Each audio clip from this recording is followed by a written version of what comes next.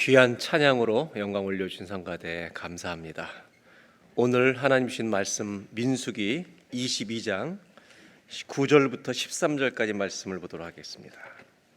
민수기 22장 9절부터 13절까지 말씀 제가 봉독해 드리겠습니다. 하나님이 발람에게 임하여 말씀하시되 너와 함께 있는 이 사람들이 누구냐? 발람이 하나님께 아뢰되 모압 왕 십볼의 아들 발락이 내게 보낸 자들이니이다. 이르기를 보라, 애굽에서 나온 민족이 지면에 덮였으니 이제 와서 나를 위하여 그들을 저주하라. 내가 혹 그들을 쳐서 몰아낼 수 있으리라 하나이다. 12절 한 절은 같이 읽겠습니다. 하나님이 발람에게 이르시되 너는 그들과 함께 가지도 말고 그 백성을 저주하지도 말라. 그들은 복을 받은 자들이니라. 발람이 아침에 일어나서 발락의 귀족들에게 이르되 너희는 너희의 땅으로 돌아가라. 여호와께서 내가 너희와 함께 가기를 허락하지 아니하시느니라. 아멘. 하나님께서 우리 모두를 다 다르게 지으셨습니다. 정말 다릅니다. 근데 그 다른 이유가 무엇일까 이렇게 생각해 보면 믿음 안에서 해석이 될 수 있습니다. 우리를 다르게 지으신 이유는 하나님의 영광을 위해 우리 모두를 다 사용하시기 위함인 줄로 저는 믿습니다. 그래서 우리가 하나님의 영광을 위해 쓰임 받기를 오늘도 주님은 기대하십니다. 그래서 옆에 분들한테 말씀 나누기 전에 인사를 좀 했으면 좋겠습니다. 하나님은 당신을 기대하십니다. 한번 인사할까요?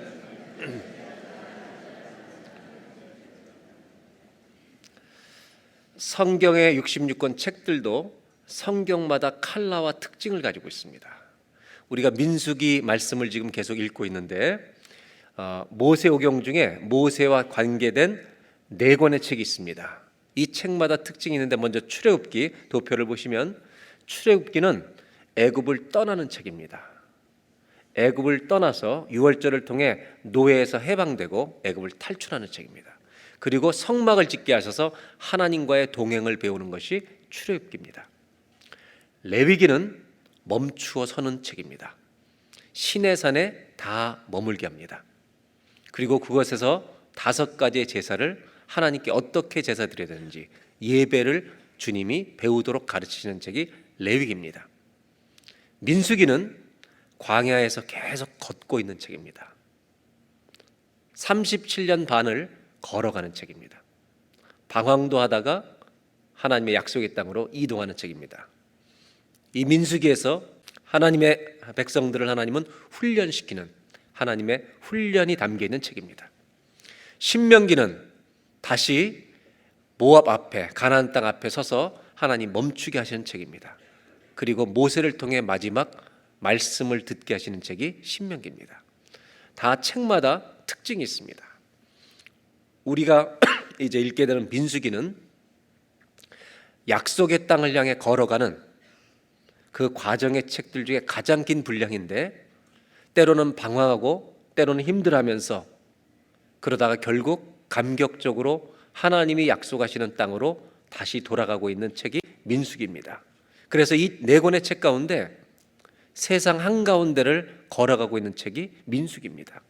그래서 우리에게는 사실 우리는 주일날 이렇게 예배를 드리지만 일주일의 대부분 시간이 세상 한가운데를 걷고 있기 때문에 우리에게 가장 많이 배울 수 있는, 들을 수 있는 메시지가 민수기에 사실 많이 담겨져 있습니다.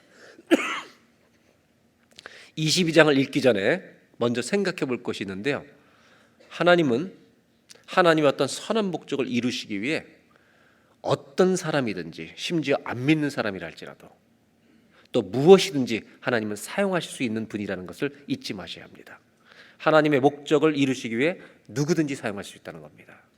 또 하나는 22장에 나오는 등장인물입니다. 잠깐 도표를 보겠습니다.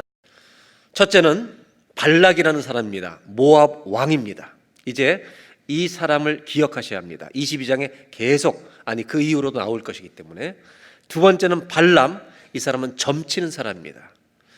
혹시라도 성경을 처음 보는 분들 중에 발락과 발람이 형제인 줄 오해하시면 큰일 나는 겁니다. 전혀 다릅니다.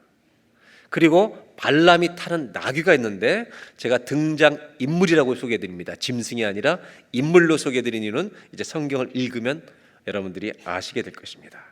이제 이러한 배경을 가지고 22장 1절을 보도록 하겠습니다.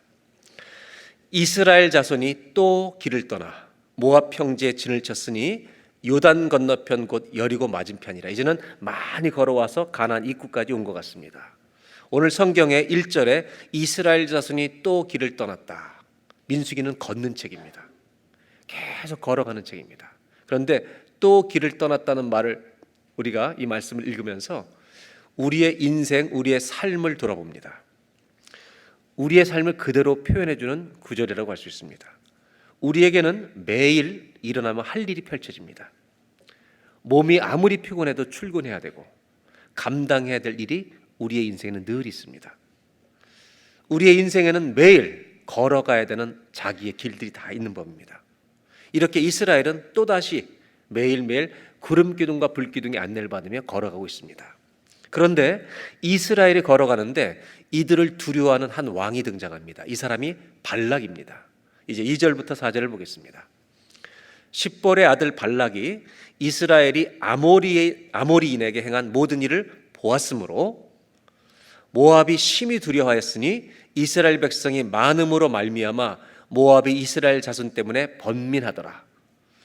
미디안 장로들에게 이르되 이제 이 무리가 소가 밭에 풀을 뜯어먹은 같이 우리 사방에 있는 것을 다 뜯어먹으리로다 하니 그때 십볼의 아들 발락이 모압 왕이었더라.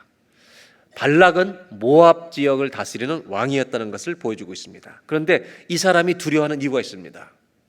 이스라엘 백성은 사실 애굽의 노예에서 해방된 아직은 군사력을 갖추지 않은 한 무리들입니다. 근데 이 무리들은 애굽을 탈출해서 약속의 땅을 향해 하나님의 인도하심을 따라 불기둥과 구름기둥의 안내를 따라 이동하고 있는 중입니다. 여러분, 우리가 부족하고 힘이 없어도 말씀을 따라 걸어가는 사람들의 걸음에는 힘이 있다는 걸 잊지 마셔야 합니다. 그 사람들은 힘이 있습니다. 근데 그 하나님의 약속을 따라 하나님의 인도하심을 따라 하나님의 계획을 따라 걸어가고 있는 중에 각 나라들을 통과해야 되는 것입니다. 그래서 그 나라를 통과하게 해달라고 허락을 요청할 때마다 받아들이는 나라도 있지만 거절하는 나라들이 많았습니다. 그 중에 하나가 아모리인들이었습니다. 이것이 21장 그 전장에 나오는 얘기인데 아모리인들이 이 얘기를 듣고 아모리 왕이 군대를 데리고 이스라엘을 공격하러 덤벼듭니다. 그때 하나님은 놀랍게도 이스라엘이 아모리인들을 완전히 다 이기도록 승리를 주십니다. 이스라엘 백성들이 순종의 길을 걸어갈 때 막는 것은요, 하나님과 싸우겠다는 뜻입니다. 그 승리한 소식을 이 발락 왕이 듣고 두려운 겁니다. 우리 땅을 초토화시키겠구나. 그래서 발락 왕은 두려워서 이 고난과 어려움을 이길 수 있는 방법이 뭘까? 자기가 선택한 길이 있습니다. 그것이 이제 5절 6절에 등장합니다. 5절을 보실까요? 그가 사신을 부올의 아들 발람의 고향인 강가 부돌에 보내어 발람을 부르게 하여 이르되 보라, 한 민족이 애굽에서 나왔는데 그들이 지면에 덮여서 우리 맞은편에 거주하였고 6절 다 같이 읽겠습니다. 우리보다 강하니 청하건대 와서 나를 위하여 이 백성을 저주하라. 내가 혹 그들을 쳐서 이겨 이 땅에서 몰아내리라. 그대가 복을 비는 자는 복을 받고 저주하는 자는 저주를 받을 줄을 내가 알미니라. 발락 왕이 점치는 사람 발람에게 사람을 이제 보내는데 그 목적은 딱 하나입니다. 나를 위해서 이스라엘 백성을 저주해 달라는 것입니다. 저주해 달라는 겁니다. 그 이유는 그들을 저주해서 내가 그들을 이길 수 있게 해달라는 겁니다. 그러면서 하는 말이 있는데 이 말씀이 그대가 복을 비는 자는 복을 받고 저주하는 자는 저주를 받을 줄을 내가 알미니라. 마치 아브라함에게 주신 말씀을 인용하는 것처럼 합니다. 여러분, 하나님을 모르는 사람은 말을 막 할 수 있습니다. 하나님을 모르는 사람은 누구나 의지할 수 있습니다. 하나님을 모르는 사람은 무엇이든지 우상을 삼을 수 있습니다. 여러분, 복의 주인은 주님밖에 없습니다. 복도 주시고 우리를 저주할 수 있는 분은 우리 여호와 하나님밖에 없습니다. 그런데 발락 왕은 이걸 모르니까 이 발람이라는 점치는 사람에게 자기 사신을 보내는 겁니다. 제발 이스라엘 백성 저주 한번 해달라는 겁니다. 그러면 이제 발람이 어떻게 하는지 발락의 사신들과 만나서 이제 어떤 내용이 전개되는지 그 다음 7절을 보도록 하겠습니다. 7절이 흥미있는 구절입니다. 다 같이 함께 봉독합니다. 모압 장로들과 미디안 장로들이 손에 복채를 가지고 떠나 발람에게 이르되 발락의 말을 그에게 전하매. 이제 발락 왕이 사람을 보내는데요, 지도자들을 보내는데 중요한 것을 손에 들려보냅니다. 뭘 들려보냈습니까? 복채라는 것입니다. 이 복채는 한국 분들은 웬만하면 다 하시지만 영어 성경을 보시면 the fee for divination, 점을 치는 데 드는 비용이라는 것입니다. 점을 잘 칠 수 있도록 이스라엘 백성을 저주하도록 돈을 잔뜩 담아서 보낸 겁니다. 하나님 없는 사람, 하나님 모르는 사람은요 무엇이든 할 수 있습니다. 저는 발락이라는 사람이 왕으로서 나라를 지키기 위해서 애쓰려고 하는 의도는 이해가 됩니다. 그런데 여러분, 점을 쳐서 나라를 지킬 수 있을까요? 하나님이 없는 사람은 무엇이든지 할 수 있습니다. 하나님이 없는 곳에는요 인생에 재미가 있을지 모릅니다. 사람들은 하나님이 없으면 재미있을 줄 압니다. 자기가 마음대로 할 수 있기 때문입니다. 근데 끝까지 하나님 없는 사람의 끝까지 남는 게 있습니다. 그것은 두려움입니다. 불안입니다. 모든 것을 다해도 이 두려움은 떠나지 않습니다. 그래서 시편 53편 1절에 어리석은 자는 그 마음에 이르기를 하나님이 없다고 한다. 그러면서 5절에 이렇게 말합니다. 앞에 붉은 글씨만 읽겠습니다. 그들이 두려움이 없는 곳에서 크게 두려워해요. 여러분, 하나님이 없는 사람은 두려움이 없는 곳에서 두려워한다는 것입니다. 그러나 시편 146편에 이렇게 주님 말씀하십니다.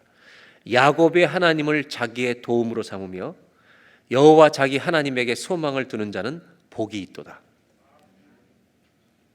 여러분, 하나님을 의지하는 것이 복입니다. 근데 발락은 하나님이 없습니다. 그래서 복채를 보내서 점을 쳐서 이스라엘 백성들을 저주해서 자기가 이기도록 하는 어리석은 노력을 해보려는 것입니다. 이제 발람이 어떻게 하는지 보겠습니다. 8절입니다. 오늘 우리가 읽었던 본문인데, 발람이 그들에게 이르되 이 밤에 여기서 유숙하라. 여호와께서 내게 이르시는 대로 너에게 대답하리라. 마치 발람이 하나님의 선지자인 것처럼 보입니다. 절대 그렇지 않습니다. 모압 귀족들이 발람에게 유숙하니라. 그리고 나서 12절, 하나님이 발람에게 대답을 하십니다. 너는 그들과 함께 가지도 말고 그 백성을 저주하지도 말라. 그들은 복을 받은 자들이니라. 하나님이 대답하실 때는 언제나 명쾌합니다. 분명합니다. 애매한 적이 없습니다. 예스와 노가 분명합니다. 그들과 함께 어떻게 하라고요? 가지 말라는 것입니다. 아무리 많은 돈을 줘도 가지 말라는 겁니다. 왜냐하면 그들은 복을 받은 자들이라고 말씀하십니다. 하나님의 자녀들은 누구냐면 하나님의 복을 받은 자들입니다. 누가 저주한다고 우리가 저주를 받을 수 있는 자들이 아닌 줄로 믿습니다. 발람이 이제 대답합니다. 13절 14절. 발람이 아침에 일어나서 발락의 귀족들에게 이르되 너희는 너희의 땅으로 돌아가라. 돈 안 받겠다는 겁니다. 돌아가라. 여호와께서 내가 너희와 함께하기를 허락하지 않는다. 이렇게 대답합니다. 아주 용기 있어 보입니다. 14절. 모압 귀족들이 일어나 발락 왕에게 돌아갑니다. 가서 전하되 발람이 안 온답니다. 거절했습니다라고 여기까지 대답을 합니다. 여기까지 보면 발람이 아주 잘한 것처럼 보입니다. 그러나 이렇게 말하긴 이릅니다. 이제 2차 팀을 다시 보냅니다. 발람에게. 22장 15절입니다. 발락이 다시 그들보다 더 높은 고관들을 더 많이 보냅니다. 더 많은 사절단을 보냅니다. 16절, 그들이 발람에게 나아가서 이르되, 발락이 말씀하시는데 꺼리지 말고 그냥 좀 제발 와달라고 부탁합니다. 아까는 복채를 가져갔잖아요. 더 좋은 조건을 제시합니다. 17절을 다 같이 한번 읽겠습니다. 내가 그대를 높여 크게 존귀하게 하고 그대가 내게 말하는 것은 무엇이든지 시행하리니 와서 나를 위하여 이 백성을 저주하라 하시더이다. 이번에 조건은 뭐냐면 당신을 높여서 발람을 위대하게 해주고 네가 말하는 부탁은 뭐든지 다 시행하겠다고. 부동산을 달라고 하면 부동산을 주고 모든 걸 주겠다고 아주 신신당부합니다. 그런데 이 말에 대해서 여러분 한 가지 생각해 볼 것은, 하나님은 가지 말라고 이미 대답하셨습니까? 안 하셨습니까? 하셨어요? 안 하셨어요? 이미 하셨습니다. 18절을 보겠습니다. 발람이 신하들에게 이르되 그 집에 가득한 은금을 준다고 해도 내가 능히 하나님 말씀 어기지 못한다. 더하거나 덜하거나 할 수 없다. 이렇게 대답을 첫 번째처럼 해놓고 19절, 그런즉 이제 너희도 이 밤에 여기서 유숙하라. 여호와께서 내게 무슨 말씀을 더하실는지 알아보리라. 안 물어봐도 돼요. 주님이 노하셨으면 더 안 물어봐도 돼요. 여러분, 왜 다시 물으러 가요? 저 조건이 너무 좋은 거예요. 요거 한 번만 하면 그냥 1밀리언 집 한 채 주겠다는 거예요. 저는 이 19절 한 절을 한 단어로 표현하고 싶어요. 영어로는 compromise, 타협이라는 겁니다. 여러분, 하나님이 노하실 때 타협하려고 덤벼들지 마시기 바랍니다. 발람은 왜 점치는 사람으로 여호와께서 가지 말라고 말씀하셨는데 대답을 받았음에도 불구하고 또 물어보려고 하는 것입니까? 무슨 미련이 있는 것입니까? 제안이 너무 좋은 거 아닙니까? 물질이 그를 끌어당기고 있는 거 아닙니까? 발람을 이해하는데 가장 중요한 것은 그의 정체성, 그가 누구인가라는 것입니다.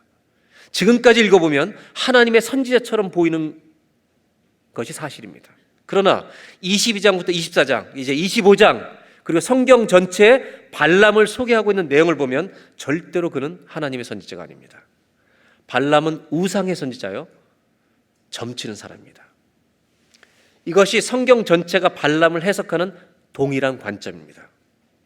하나님은 가지 말라, 저주하지도 말라 분명히 대답하셨습니다. 명쾌합니다. 망설임이 없습니다. 답과 결론은 주어졌습니다. 그런데 발람은 또 물어보는 겁니다. 혹시 더 하실 말씀이 없는가? 저 조건과 보상금이 너무 좋으니까 하나님과 타협을 해서 하나님을 좀 조절할 수 있다고 생각하는 것 같습니다. 거절했던 발람이 이들을 유숙하게 한 다음에 하나님께 다시 물어보겠다는 겁니다. 아무리 봐도 돈 때문입니다. 여러분, 돈의 힘이 이렇게 큰 겁니까? 여러분, 돈의 힘이 이렇게 큰 겁니까? 왜 아무 대답을 안 하십니까? 마치 아닌 것처럼. 돈의 힘은 큽니다. 우리 믿음을 죽일 만큼 큽니다. 우리가 살아가는 세상의 현실에서는 이 돈이라고 하는 것은 내 믿음이 없는 것처럼 만들 만큼 힘이 큽니다. 우리는 그 돈을 취하기 위해 믿음을 덮어버릴 수도 있습니다. 하나님의 말씀을 알고도 가리울 만큼 그렇게 돈의 힘은 큽니다. 이것이 우리가 살아가는 세상입니다. 이것이 현실입니다. 은금을 다 주어도 안 간다고 했던 이 발람이 돌려보내야지, 조금만 기다려봐, 내가 하나님께 한 번 더 물어볼게, 이렇게 얘기하는 겁니다. 우리의 마음에도, 예수를 믿는 우리의 마음에도 이런 생각들이 일어날 때가 있습니다. 죄인 줄 분명히 아는데 짓고 싶은 겁니다. 하나님이 원하시지 않는 것인 줄 분명히 알고 있는데 해보고 싶은 겁니다. 빌립의 마음 안에 이 재물에 대한 간절함이 숨어 있는 것입니다. 혹시 하나님이 실수로라도 그래 가, 이렇게 대답하실 것을 기다리는 것은 아닌가? 더 놀라운 것이 그 다음 말씀입니다. 하나님이 실수하시기를 여러분 기다리지 마십시오. 20절을 보겠습니다. 다 같이 읽겠습니다. 밤에 하나님이 발람에게 임하여 이르시되 그 사람들이 너를 부러웠거든 일어나 함께 가라. 그러나 내가 내게 이르는 말만 준행할지니라. 어떻게 하라고요? 혼동이 오시는 거예요? 어떻게 하라고요? 함께 가라고. 아까는요, 가지 말라고. 하나님이 실수하신 것입니까? 우리가 죄를 지으려고 할 때 하나님이 이렇게 말씀해 주시면 얼마나 마음이 편할까요? 하나님 마음이 변하신 것입니까? 여러분 생각하실 때 이것이 하나님의 승낙의 사인일까요? 하나님이 기꺼이 발람에게 허락하시는 승인일까요? 우리가 믿는 하나님은 사람에 의해서 조작되지 않으십니다. 하나님은 답이 있으십니다. 하나님은 완전하시기 때문에 여러분, 하나님은 말씀에 실수가 없으신 분임을 믿으십니까? 그 하나님께서 이번에 가라고 하십니다. 왜 가지 말라고 했던 하나님이 가라고 하십니까? 성서 언어를 오래 공부하고 영국에서 목회를 하고 있는 목사님이 이 모세에 대한 책을 쓰면서 이 파트를 영어로 이렇게 잘 표현하는 게 있습니다. 하나님이 함께 가라고 하는 이것은 영어로는 not a generous will, but a permissive will 이렇게 되어 있습니다. 이건 하나님이 기꺼이 가라고 하시는 게 아니라 가고 싶으면 가봐 내버려 두시는 하나님의 뜻이라는 겁니다. 하나님이 우리가 죄를 지으려고 할 때 내버려 두실 때가 있다는 겁니다. 해봐. 고등학교 3학년 아이가 친구하고 술 먹고 밤새 놀려고 나가는데 어머니에게 이렇게 얘기하죠. 저 밤새도록 공부하고 오겠습니다. 어머니가 다 할 때 뭐라고 얘기해요? 가라 가. 빨리 가. 이 빨리 가라는 말은 가라는 말이에요, 가지 말라는 말이에요? 가면 너 죽어 이런 말이에요. 가면 할 수 없이 보내는 겁니다. 하나님은 기꺼이 허락하시는 게 아닙니다. 자꾸 조르니까 네 마음대로 해보라는 겁니다. 로마서 1장에는 우리가 죄를 질 때 하나님이 무서운 심판이 하나 있는데 내버려 두시는 심판입니다. 인간의 자유로 마음대로 선택하며 살려고 할 때 하나님은 모든 것을 강압적으로 막지 않으신다는 겁니다. 우리가 죄의 길을 선택하고 막 달려갈 때, 고집할 때 모든 것을 동원해서 하나님은 막으시지 않는다는 것입니다. 계속 가고 싶은 발람에게 하나님이 가라고 하십니다. 이때가 가장 위험한 때입니다. 왜? 하나님이 기뻐하시지 않는 길을 갈 것이기 때문입니다. 하나님은 막으시는 겁니까? 가라고 하시는 겁니까? 이 성경을 보면서 우리가 첫 번째 명심해야 될 것이 있습니다. 하나님을 믿는 우리들이 가슴속에 정말 새겨야 될 것이 있습니다. 한 번만 따라해 보실까요? 하나님이 우리의 걸음을 막으실 때가 있습니다.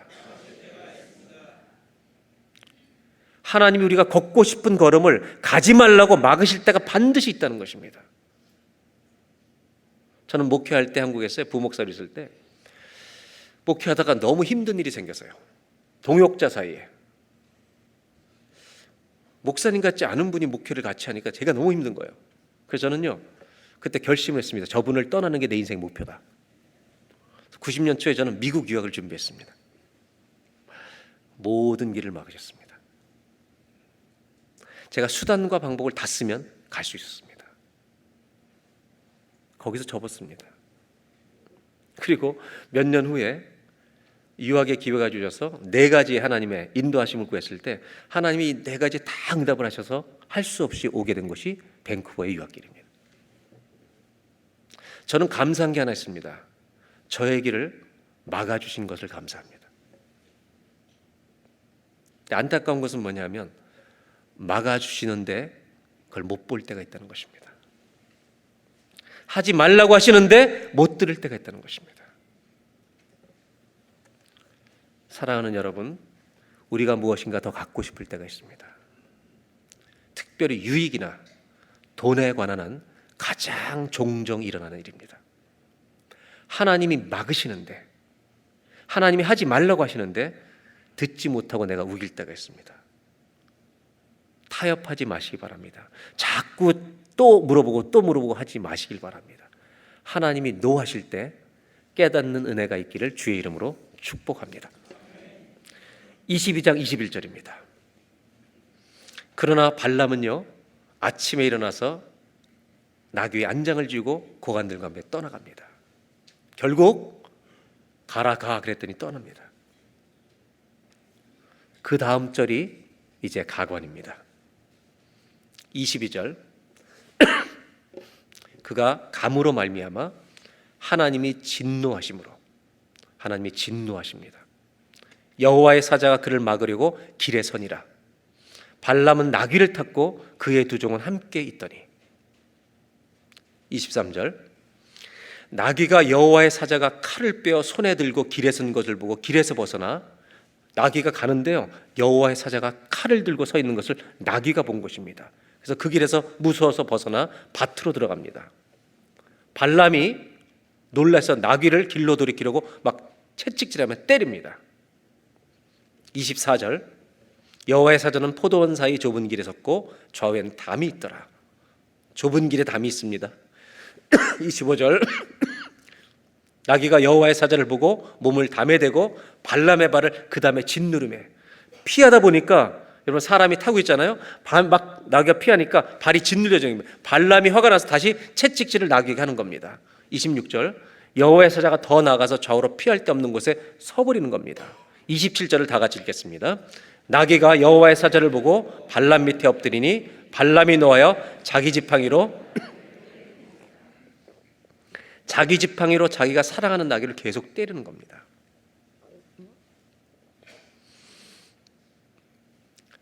나귀가 하나님의 사자가 나타난 것을 봅니다. 그런데 이 발람은 점치는 사람은 못 봅니다. 영국에서 신학교에서 가르쳤던 한 교수님이 이 민수기를 설명하면서 아주 재미있는 표현을 하셨습니다. 영어로 그 점치는 사람을 seer 보는 사람에게로 말할 수 있는데요, 이렇게 썼습니다. A seer could not see.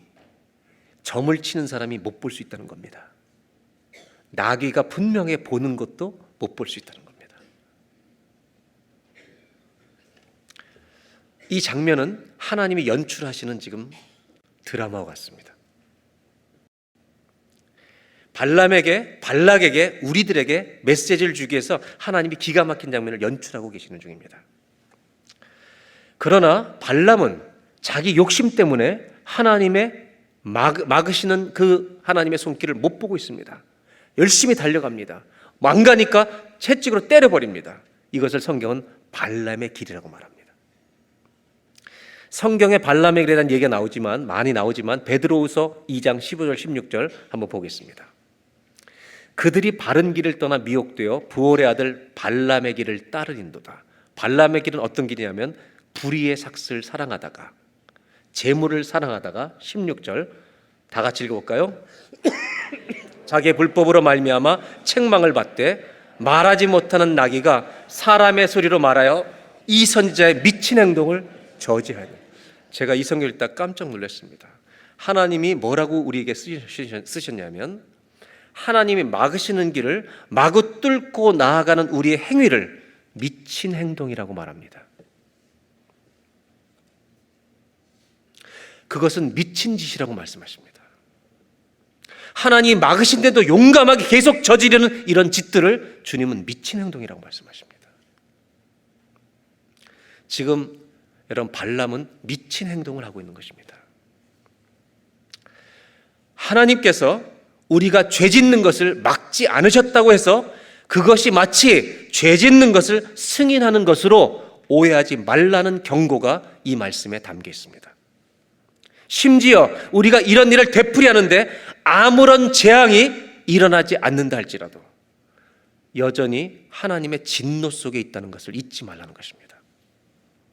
하나님이 이렇게 놔두시는 하나님의 마음 속에는 우리를 향한 사랑, 우리를 향한 고통, 우리를 향한 거룩한 분노가 함께 공존하고 있다는 것입니다. 여기서 하나님의 드라마는, 하나님이 써가시는 지금 역사는 더 놀라운 일들이 일어나게 됩니다. 28절입니다.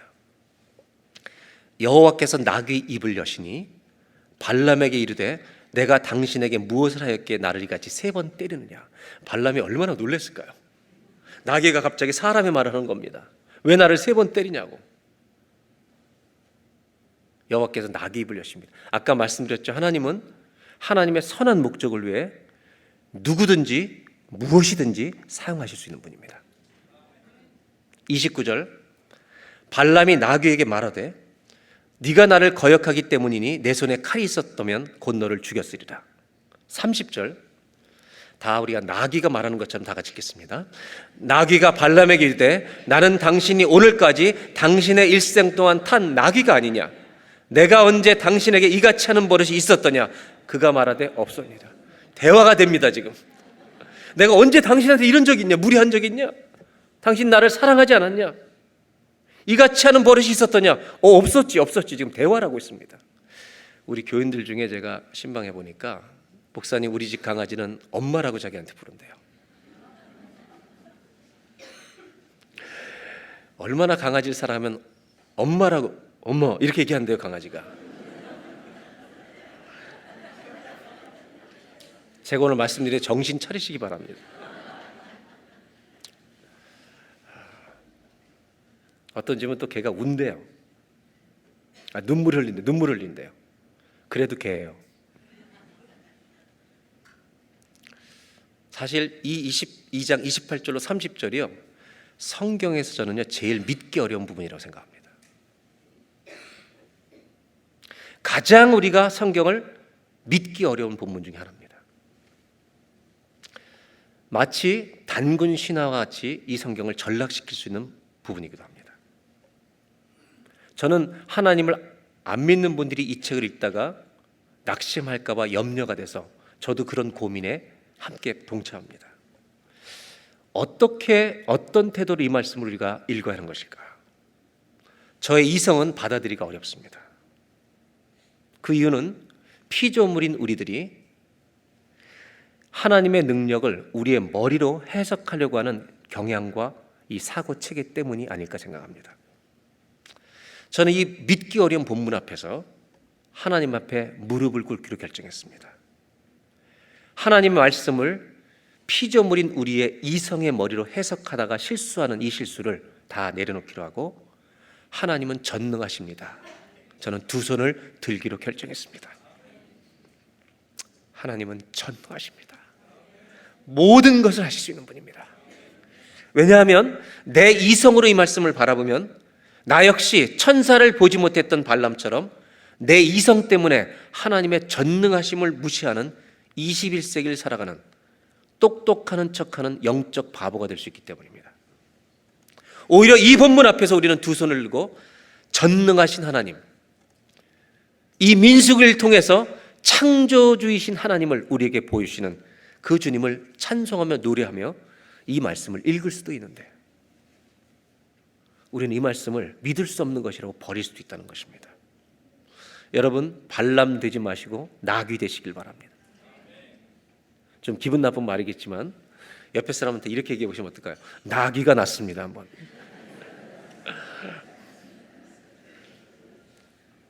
이때 하나님이 모든 것을 이제 알려주십니다. 31절 그때 여호와께서 발람의 눈을 밝혀주십니다.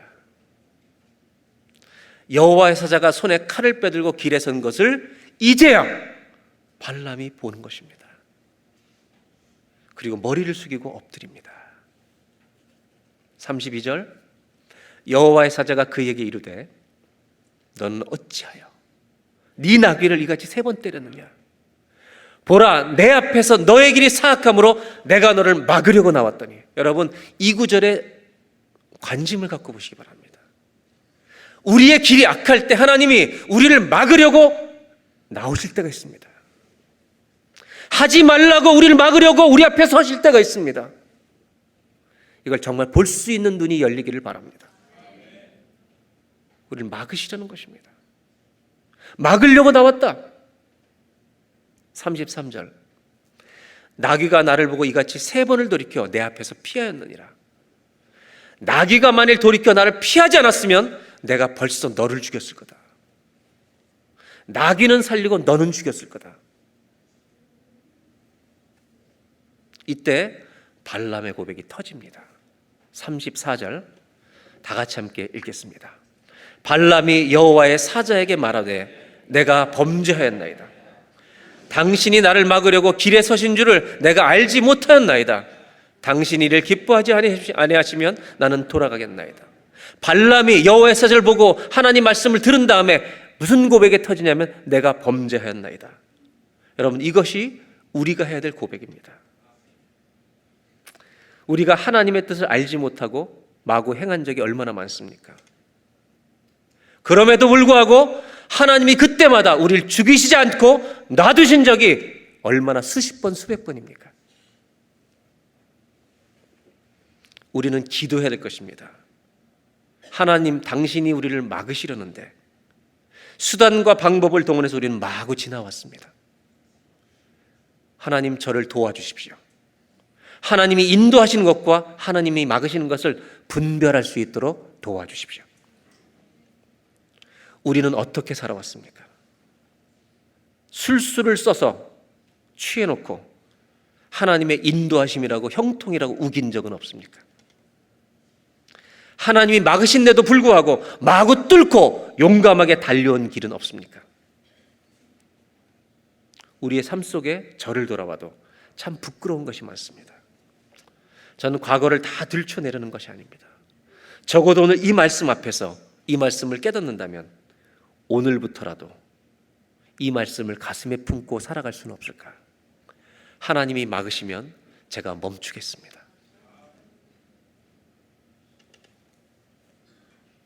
하나님이 막으시는 것을 센스할 때마다, 느낄 때마다 멈추는 은혜가 꼭 있기를 주의 이름으로 기원합니다. 나귀가 되고 싶으십니까? 발람이 되고 싶으십니까? 발람의 눈을 어둡게 한 것은 탐욕입니다. 망설임이 계속 생기는데 자꾸 가면 영적으로 더 어두워집니다. 혹시 이민 생활하면서 이렇게 하나님 막으시는 길을 뚫고 가고 있는 분이 있습니까? 심지어 발락 왕 앞에까지 서 있는 분이 있습니까? 오늘 거기서 돌이키는 날이 되시기를 주의 이름으로 부탁합니다. 오늘 저와 여러분 함께 기도하셔야 될 제목이 있습니다. 하나님, 내 눈을 열어주셔서 내 삶 속에서 하나님이 계신 것, 일하신 것을 보게 해주십시오. 봐야만 쓸 수 있습니다. 봐야만 주여 내가 범죄하였나이다 고백할 수 있습니다. 사랑하는 성도 여러분, 성전 안에서만이 아니라 일주일 일터에서 일상의 삶 속에서 하나님을 볼 수 있는 은혜가 있기를 주의 이름으로 기원합니다. 두 번째로 하나님 주신 교훈이 있습니다. 하나님을 볼 때, 하나님이 막으시는 것을 볼 때, 하나님이 내 앞에 서 계신 것을 볼 때 우리의 죄의 걸음은 멈추어질 줄로 믿습니다. 이것이 발람을 통해 주는 교훈입니다. 이번 주도 하나님은 우리에게 말씀하실 것입니다. 가라고 말씀하시는 곳이 있고 그만두라고 말씀하신 것이 있습니다. 잘 듣고 하나님의 영광을 위해 쓰임받는 우리의 인생이 되시기를 바랍니다. 이제 이렇게 하나님께 다시 묻고 다시 묻던 발람에게 주님이 대답을 주십니다. 35절입니다. 여호와의 사자가 발람에게 이르되, 다 화가 나서 막으셨던 하나님이 이제 그 사람들과 함께 가라는 것입니다. 이제 가는 것을 허락하시는 것 같습니다. 그런데 뭐라고 말씀하시냐면 내가 너에게 이르는 말만 말할지니라. 하나님은 이제 하나님의 계획을 가지셨습니다. 발람이 가게 되면 발람의 돈을 취하려는 악한 의도를 하나님은 선한 의도로, 하나님의 의도를 드러내신 것으로 바꾸실 계획을 가지고 가라고 하시는 겁니다. 그 대신 그냥 가지 말고 내가 이르는 말만 하라고 말씀하십니다. 36절, 발락은요, 발람이 온다함을 듣고 너무 기뻐서 모압 변경의 끝 아르논가에 있는 성읍까지 달려가서 그를 영접합니다. 드디어 이스라엘 저주할 수 있는 사람을 받는 겁니다. 여러분, 복과 저주는 주님께 있습니다. 모르니까 그냥 받는 겁니다. 여기서 끝이 아닙니다. 22장 이제 마지막 절로 이어집니다. 40절 다 같이 읽겠습니다.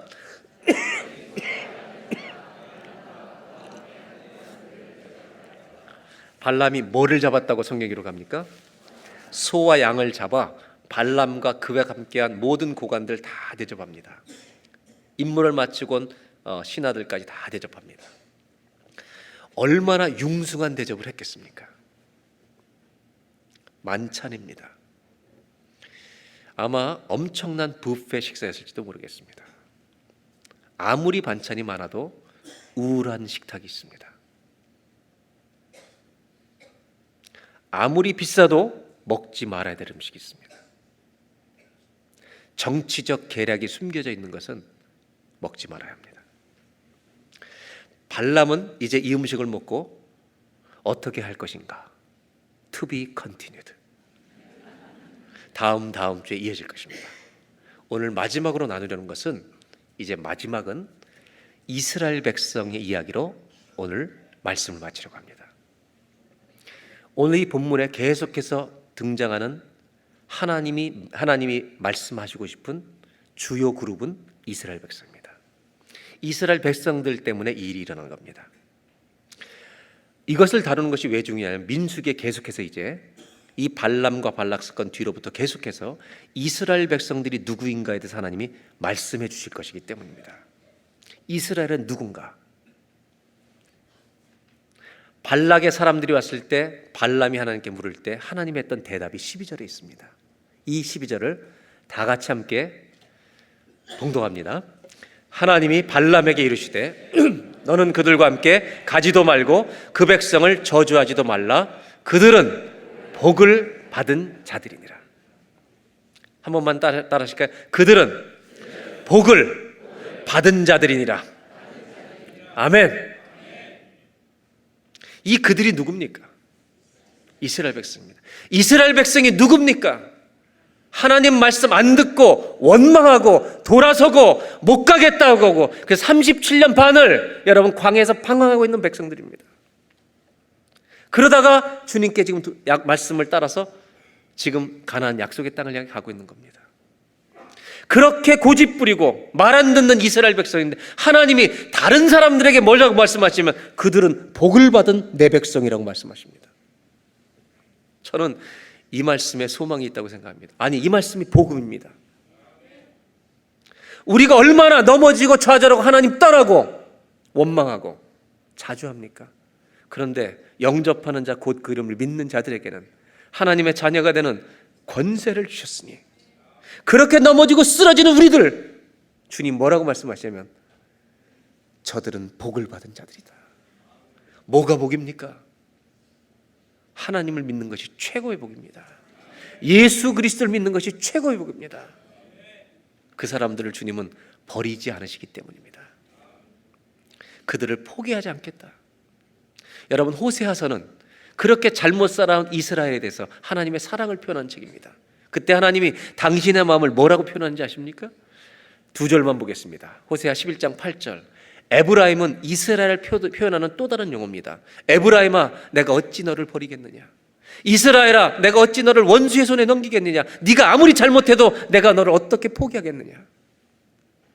네가 그렇게 나를 내 마음에 안 드는 일을 해도 내가 너를 어떻게 잊겠느냐?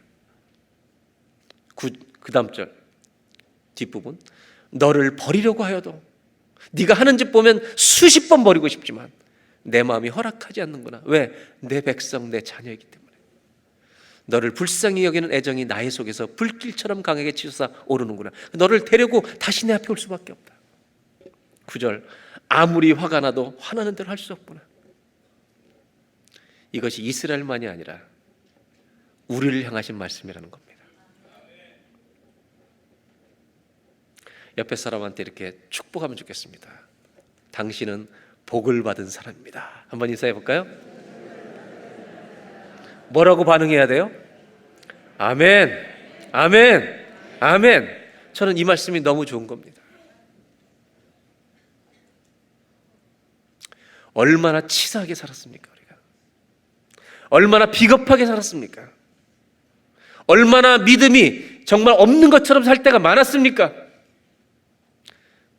얼마나 여러분 주님을 떠났습니까? 얼마나 믿음을 버렸습니까? 근데 주님께서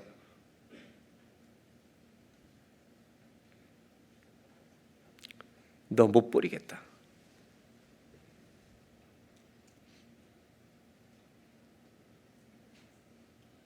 내가 너를 버릴 수 없구나. 나는 너를 포기하지 않는다. 끝까지 붙들 거다. 이것이 이스라엘이고 하나님의 자녀들을 향한 주님의 약속입니다. 우리가 회개할 수 있는 이유는 하나님이 우리를 버리지 않으시기 때문입니다. 발락과 발람 사이에 서 있는 이스라엘을 보면서 하나님 주시는 마지막 교훈이 있습니다. 그렇게 넘어지고 쓰러지면서 우리는 오늘 믿음의 길을 또 가고 있습니다. 이스라엘 백성들이 그렇게 원망했지만 그 길을 가고 있습니다. 이유가 뭔지 아십니까? 하나님이 포기하지 않으셨기 때문입니다. 그 은혜를 안다면 이제는 바르게 걸어야 할 때입니다. 하나님이 기대하고 계십니다. 하나님의 영광을 위해 멋지게 쓰임받게 될 날을 기대하고 계십니다. 하나님 포기하지는 않으셨기 때문에 우리는요, 오늘 믿음의 길 위에, 순례의 길 위에 다시 돌아와 서 있는 것입니다. 마지막 교훈을 나누고 싶습니다. 우리의 걸음 안에 30년을 걸으신 분, 40년을 걸으신 분, 50년, 70년, 80년 우리의 걸음 안에 우리를 버리지 않으시는 하나님의 은총이 오랫동안 담겨 있습니다. 50세가 넘으신 분들에게, 제가 그냥 특별히 하는 건 아니고 그냥 50세가 넘으신 분들에게 부탁하는 것은 50세가 넘으셨으면 적어도 우리가 50년이 넘는 하나님의 은혜의 무게는 가지고 있어야 합니다. 50이 안 되신 분들은 아직 좀 더 방황해도 된다 이런 말이 아니고 30년만 살았어도 그 무게를 더 깊이 느낀 사람도 있을 수 있습니다. 제가 말씀드리고 싶은 것은 하나님이 우리에게 베푸신 은혜의 무게를 느끼고 살아가고 있느냐는 것입니다. 여러분 나이가 몇 살이냐고 물어보시면 이젠 이렇게 대답하십시오. 나이가 몇입니까? 제가 하나님의 은혜를 받아온 횟수가 58입니다. 45입니다. 여러분의 연수는 은혜를 받은 나이입니다. 그래서 오늘 걷고 있는 우리의 인생의 걸음, 이 안에는 하나님이 오래 참으신 인내, 버리지 않으시는 사랑, 이 은총이 고스란히 우리의 오늘의 걸음 속에 있다는 거 잊지 마시고 하나님의 영광을 위해 쓰시고 싶어하는 주님의 기대에 맞추어 바르게 믿음의 길을 걸어가는 우리 모두가 되시기를 주의 이름으로 기원합니다. 기도하겠습니다. 우리 잠시 기도할 때 하나님이 우리의 걸음을 막으실 때 잘 깨닫게 해주시고 멈추게 해주시기를 원합니다. 그리고 한 가지 감사할 것은 우리가 오늘도 믿음의 길을 걷고 있는 이유는 우리를 버리지 않으신 하나님의 은혜 때문임을 믿습니다. 이제 그 은혜의 무게를 느끼면서 믿음의 바른 길을 걸어갈 수 있도록 하나님 도와주십시오. 내가 범죄하였나이다. 하나님 막으시는 것을 마구 뚫고 간 적이 주님 너무 많습니다. 저를 도와주십시오. 다 같이 잠시 시간에 기도하겠습니다.